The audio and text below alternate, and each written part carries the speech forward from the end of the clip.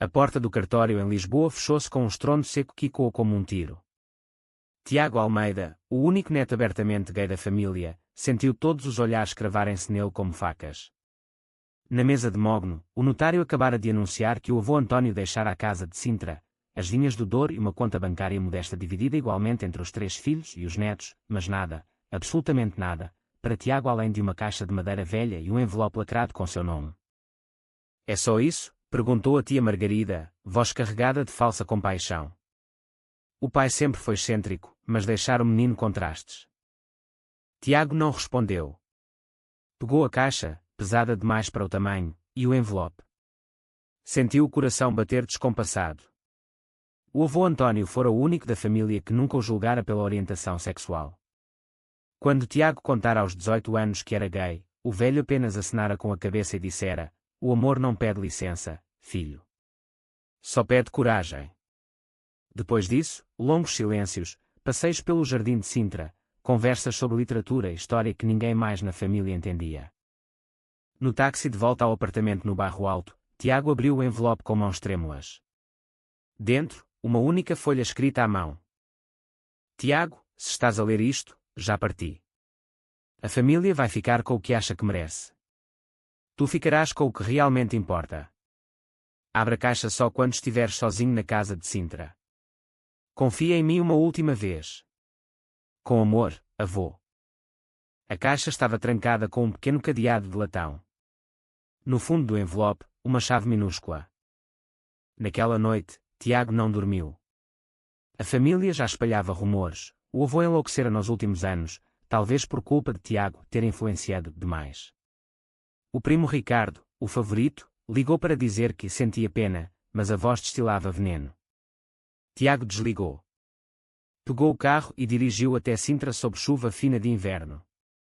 A casa senhorial estava fria e silenciosa. Acendeu as luzes, o cheiro de madeira antiga e lavanda envolveu-o como um abraço. Subiu ao sótão onde o avô guardava objetos pessoais. Colocou a caixa sobre a mesa de trabalho do velho. A chave entrou perfeitamente. Ao abrir, o coração quase parou. Dentro, não havia trastes. Havia maços de euros antigos cuidadosamente embrulhados, joias que pareciam saídas de museu, títulos de propriedade de terrenos no Alentejo e, no fundo, um livro encadernado em cor com o brasão da família. Ao abri-lo, Tiago percebeu que era um diário. A primeira página, datada de 1952, começava com uma frase que o fez gelar. Hoje conheci o amor da minha vida. Chama-se João. Tiago sentou-se no chão do sótão, as pernas fracas. Página após página, o avô contava uma história de amor proibido com um homem, um pescador de Cascais, nos anos 50, quando ser homossexual em Portugal era crime. Descrevia encontros clandestinos, cartas queimadas, a dor de casar com a avó por pressão familiar, o nascimento dos filhos como máscara perfeita. E, nos últimos anos, a alegria silenciosa de ver o neto assumir-se sem medo. Entre as páginas finais, um mapa desenhado à mão indicando um cofre escondido atrás do quadro da sala principal, o quadro que todos achavam ser apenas uma paisagem do Douro. Dentro do cofre, segundo o diário, estava o resto da fortuna que o avô acumulara em segredo ao longo de décadas: ouro, ações estrangeiras, dinheiro suficiente para mudar vidas. Tiago chorou. Chorou pelo avô que nunca pudera viver o amor abertamente. Chorou por si mesmo, que sempre pensara ser o único, diferente, da família. E chorou porque sabia, se revelasse aquilo, a família o destruiria. No dia seguinte, ao descer para o café, encontrou alguém à porta. Um homem alto, cerca de 35 anos, cabelo castanho ondulado, olhos verdes intensos, fato escuro impecável. Segurava um envelope idêntico ao que Tiago recebera. Tiago Almeida, perguntou com voz grave e serena. Sou Miguel Ferreira. Advogado do seu avô. Ele deixou instruções para eu aparecer exatamente 24 horas depois do leilão da herança. Posso entrar? Tiago sentiu o mundo girar. Algo no olhar de Miguel, uma tristeza antiga, uma compreensão imediata, fez com que abrisse a porta sem hesitar. Miguel entrou como se conhecesse cada canto da casa.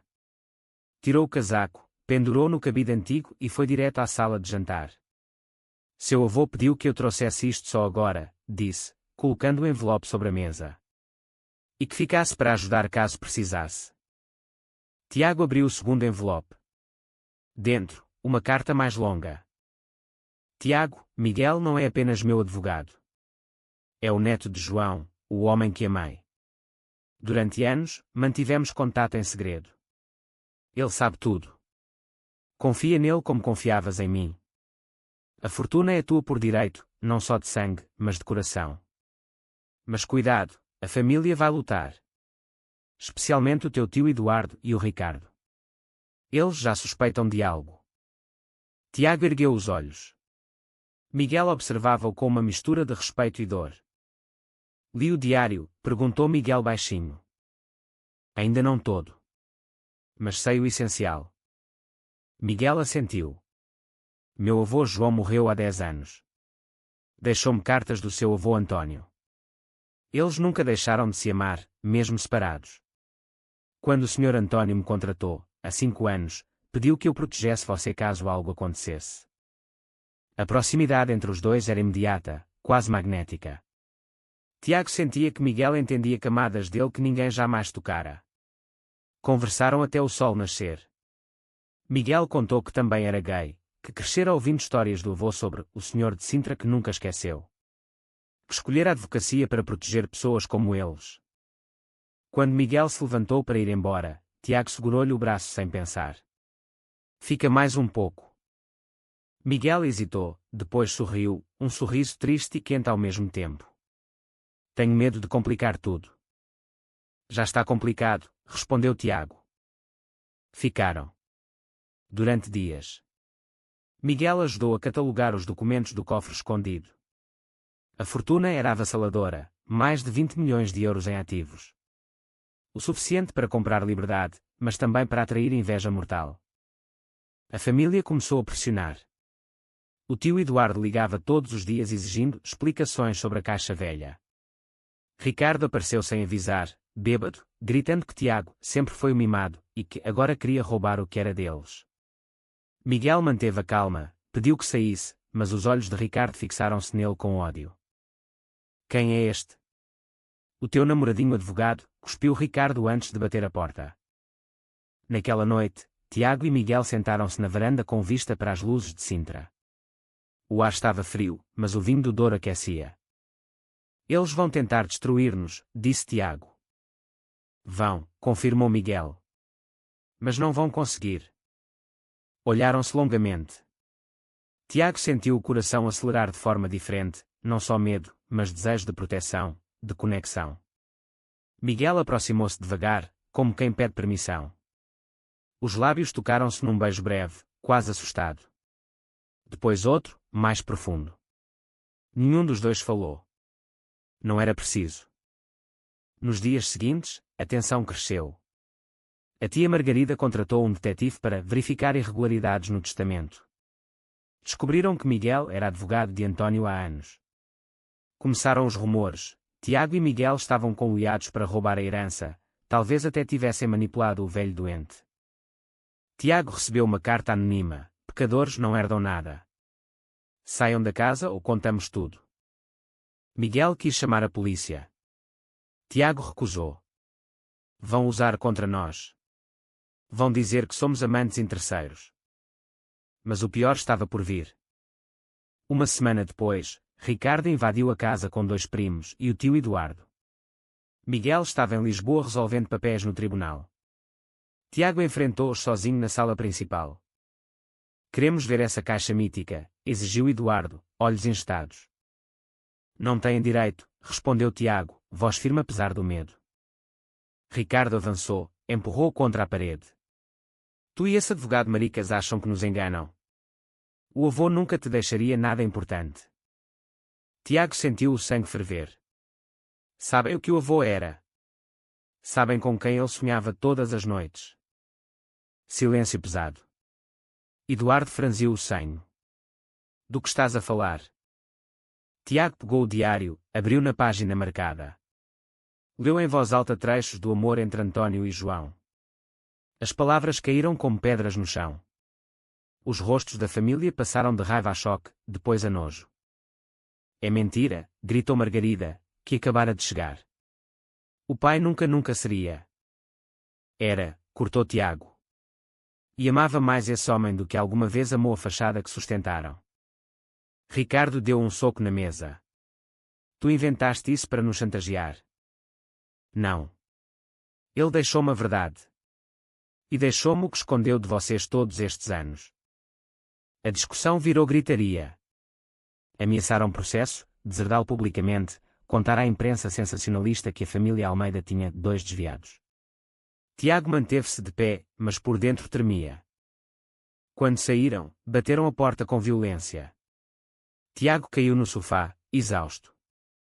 Minutos depois, Miguel chegou correndo, alguém o avisara.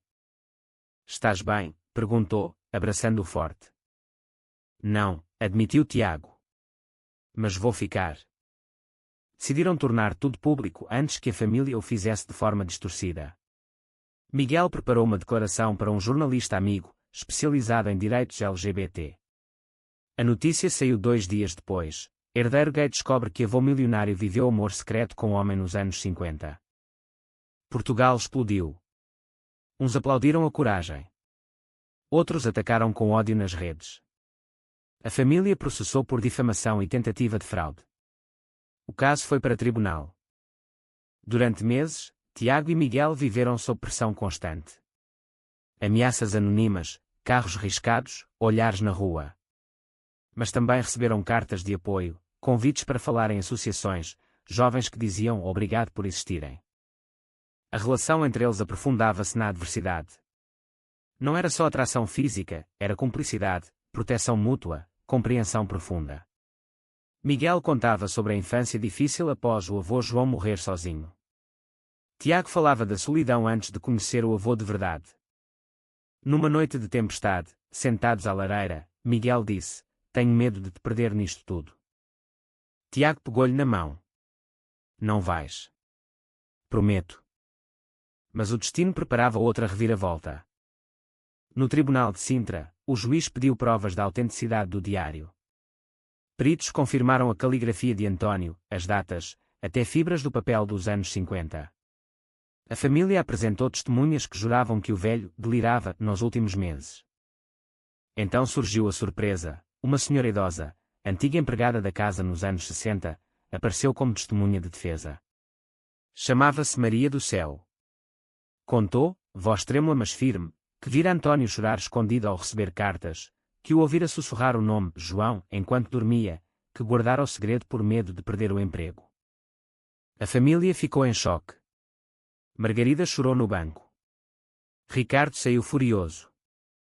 O juiz suspendeu a sessão para analisar novas provas. Na saída, um jornalista perguntou a Tiago: acha que o amor do seu avô justifica tirar a herança dos outros? Tiago parou, olhou direto para a câmara. Não se trata de tirar. Trata-se de devolver a alguém que nunca pôde ter nada em vida. O meu avô viveu preso. Eu não vou viver. A frase virou manchete. O apoio público cresceu. Mas em casa, a tensão entre Tiago e Miguel atingiu o limite. Miguel queria aceitar uma proposta de acordo, dividir parte da fortuna para acabar com o processo. Tiago recusou. Não vou pagar pelo direito de ser quem sou, disse, voz cortante. Não é pagar. É sobreviver, rebateu Miguel. Eles não param. Vão nos destruir. Discussão acalorada. Palavras duras. Miguel pegou o casaco e saiu para o jardim sob chuva forte. Tiago ficou sozinho, coração apertado. Horas depois, Miguel não voltava. Tiago ligou, sem resposta. Saiu procurá-lo pelas ruas de Sintra. Encontrou-o sentado num banco da Quinta da Regaleira, encharcado, olhando o vazio. Desculpa, disse Tiago, sentando-se ao lado. Eu tenho medo de te perder para este ódio todo, confessou Miguel, voz quebrada. Perdi o meu avô para o silêncio. Não suporto perder-te para a luta. Tiago abraçou-o, então lutamos juntos. Mas não nos rendemos. Reconciliaram-se ali, debaixo da chuva, beijo urgente e cheio de promessas. No dia seguinte, chegou uma carta do tio Eduardo, propunha encontro para conversar como família. Miguel desconfiou de armadilha. Tiago quis acreditar numa possibilidade de paz. Foram os dois. O encontro foi numa café discreto em Cascais. Eduardo estava sozinho, semblante abatido. Li tudo, começou ele. As cartas, o diário que os jornais publicaram certos. O meu pai era infeliz por nossa culpa. Silêncio. Depois, quero pedir desculpa. Por tudo. Pelo que dissemos a ti, Tiago. Pelo que fizemos ao pai sem saber. Tiago sentiu lágrimas subirem. Porque agora? Porque vi a mãe chorar como nunca. Porque o Ricardo está destruído. E porque talvez eu também tenha coisas a resolver dentro de mim. A frase pairou no ar. Miguel apertou a mão de Tiago debaixo da mesa. Eduardo continuou, retiramos o processo. A herança é tua por direito. Mas podemos fazer parte da vossa vida. Sem mentiras desta vez. Tiago olhou para Miguel. Este assentiu devagar. Podemos tentar, respondeu Tiago. 1005 palavras. File 5. Os meses seguintes foram de cura lenta. A família retirou a ação. Parte da fortuna foi usada para criar uma fundação em nome de António e João, apoio a jovens LGBT em situação vulnerável. A casa de Sintra virou sede. Ricardo demorou mais. Apareceu um dia, sozinho, pediu para falar com Tiago. Chorou ao pedir perdão. Contou que sempre invejara a coragem de Tiago, que talvez ele próprio tivesse questões não resolvidas. Começou terapia. Margarida organizou um jantar de reconciliação. Pela primeira vez, todos sentaram-se à mesma mesa sem máscaras. Falaram do avô com carinho, não com vergonha. Contaram histórias de João, riram e choraram. Tiago e Miguel tornaram-se inseparáveis. Viajaram pelo Douro, visitaram Cascais onde António e João se encontravam em segredo. Deixaram flores no mar em memória. Mas o maior teste ainda viria. Um ano depois, Miguel recebeu uma proposta de trabalho irrecusável em São Paulo, grande escritório internacional especializado em direitos humanos. Salário alto, impacto enorme. Quero que venhas comigo, disse a Tiago numa noite na varanda. Tiago sentiu o chão sumir. Amava Portugal, a fundação, a família que finalmente se reconciliava. Mas amava Miguel mais. E se eu disser não? Perguntou, voz baixa.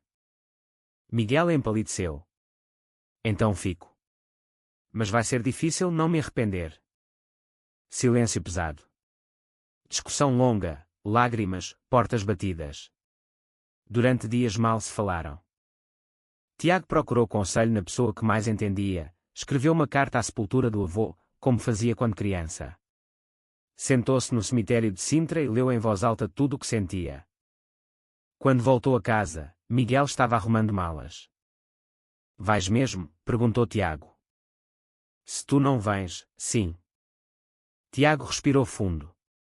Então vou. Miguel deixou cair a mala, correu a abraçá-lo. Tem certeza?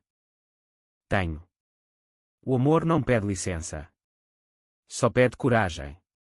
Lembras? Riram entre lágrimas. A família ajudou na mudança. Prometeram visitas constantes. A fundação continuaria com administradores de confiança. No aeroporto de Lisboa, despedidas emocionadas.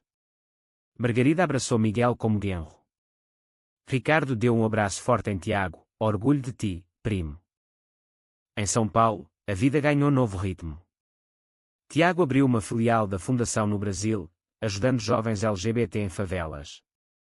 Miguel brilhou no escritório, defendendo casos importantes. Mas a distância física não apagou as raízes. Voltavam a Portugal várias vezes por ano. A casa de Sintra tornou-se ponto de encontro da família renovada. No verão, organizaram uma cerimônia simples no jardim. Tiago e Miguel uniram-se civilmente, rodeados por todos. Eduardo leu um texto sobre o avô António. Margarida chorou de alegria. Ricardo foi padrinho. Sob o mesmo céu que vira encontros clandestinos décadas antes, dois homens trocaram votos. Prometo amar-te nos dias fáceis e nos impossíveis. Prometo coragem quando o mundo pedir silêncio. Prometo ser teu porto, como tu és o meu. Aplausos, abraços, música suave. Alguém colocou uma gravação antiga, uma fado que António adorava. Todos dançaram. Anos depois, já com cabelos grisalhos, Tiago e Miguel voltavam sempre àquele jardim. Sentavam-se no banco onde o avô costumava ler. Contavam a novos jovens da fundação a história de António e João, de como o amor, mesmo escondido, pode mudar gerações. Numa dessas tardes, Tiago pegou na mão de Miguel. Achas que eles estão orgulhosos? Miguel sorriu, olhos brilhantes. Tenho certeza. E assim, o que começara com uma herança escondida e um segredo doloroso transformou-se numa história de redenção, coragem e amor que atravessava tempo e preconceitos. Porque o amor, quando finalmente livre, ilumina tudo.